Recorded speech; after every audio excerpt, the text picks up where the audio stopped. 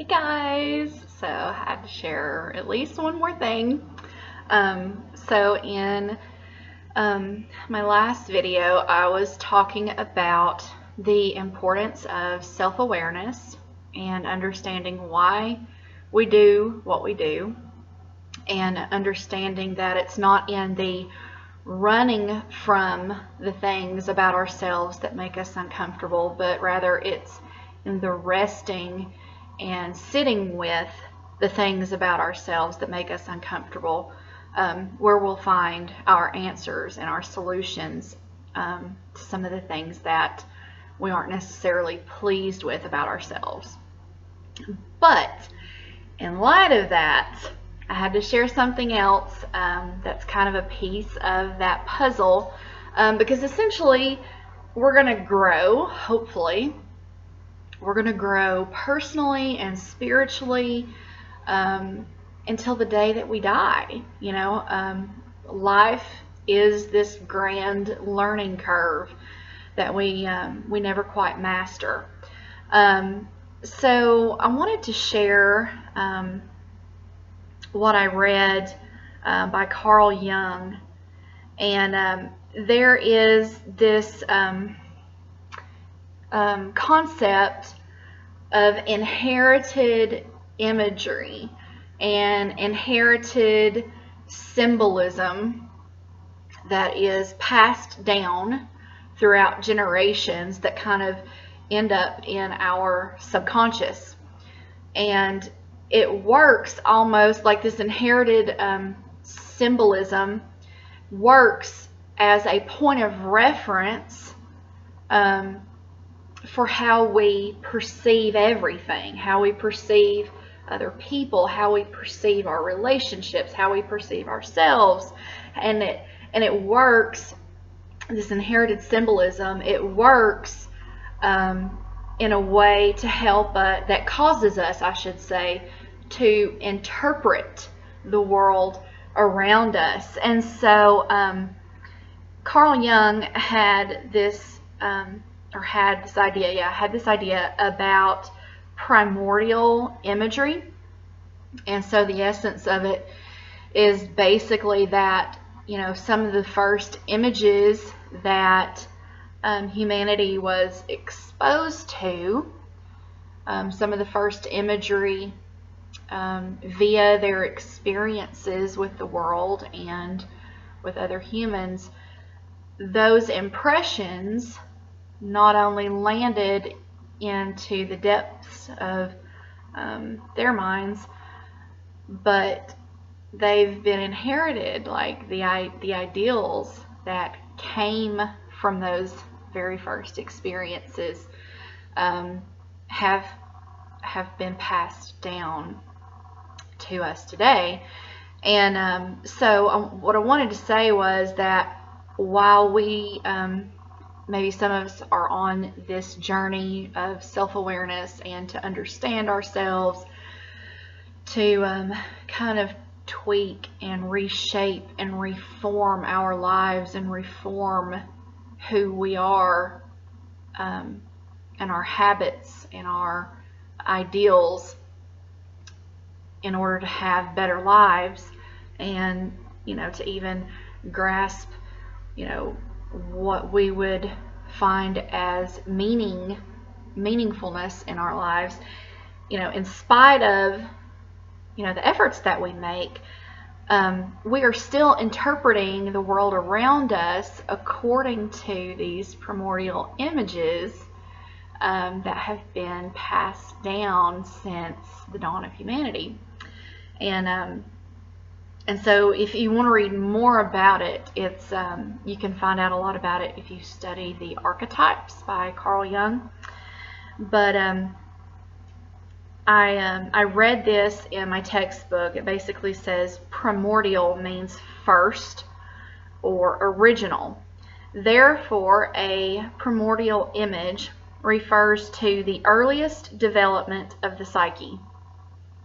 Man inherits these images from his ancestral past, a past that includes all of his human ancestors as well as his pre-human or animal ancestors.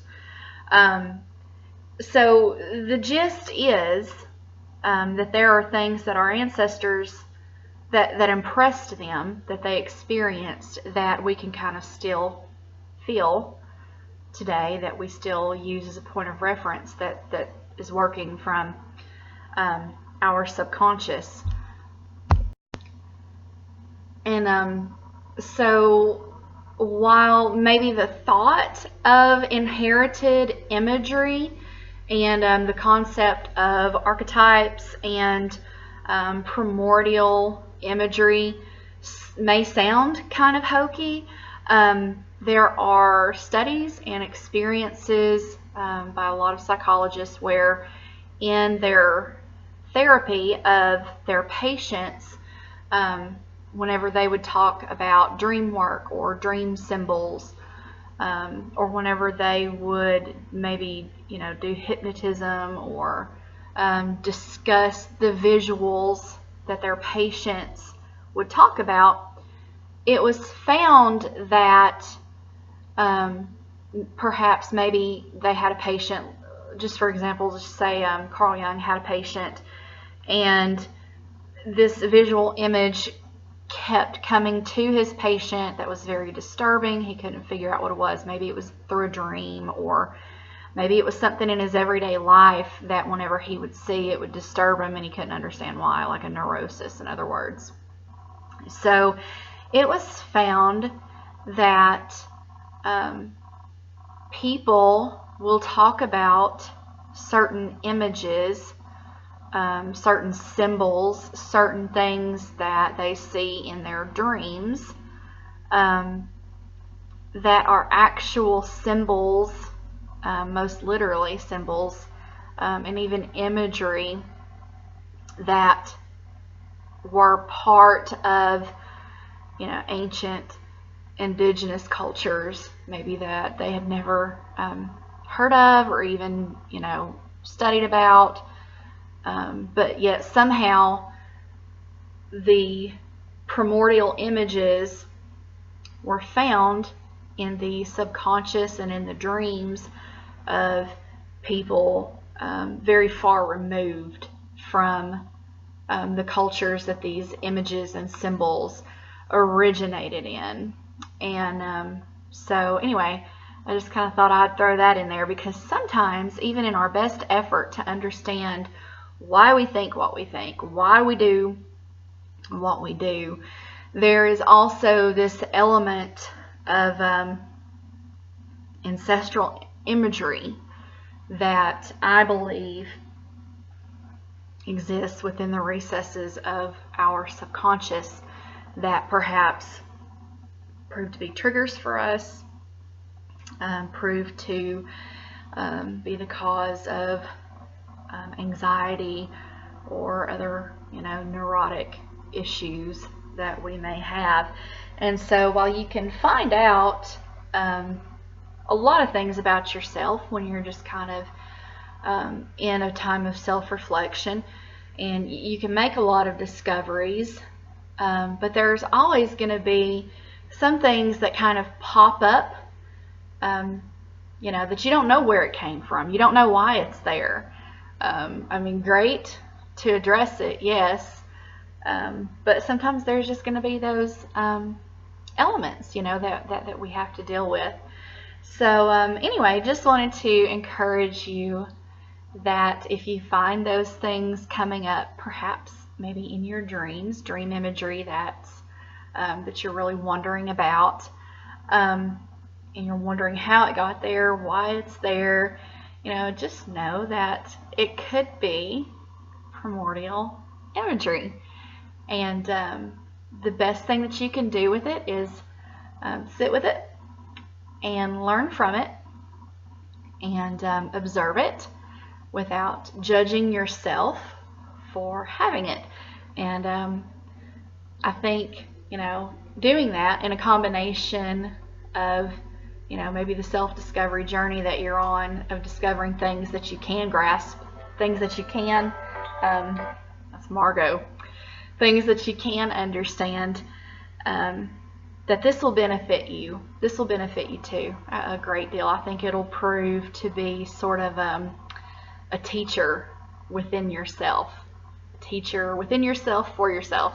So anyway, hope that's encouraging. I hope that is thought-provoking, and I hope that maybe it will give you a sense of adventure in your self-discovery journey. Okay? All right. Well, thank you again for being so patient with me. More to come later, maybe, hopefully. Bye.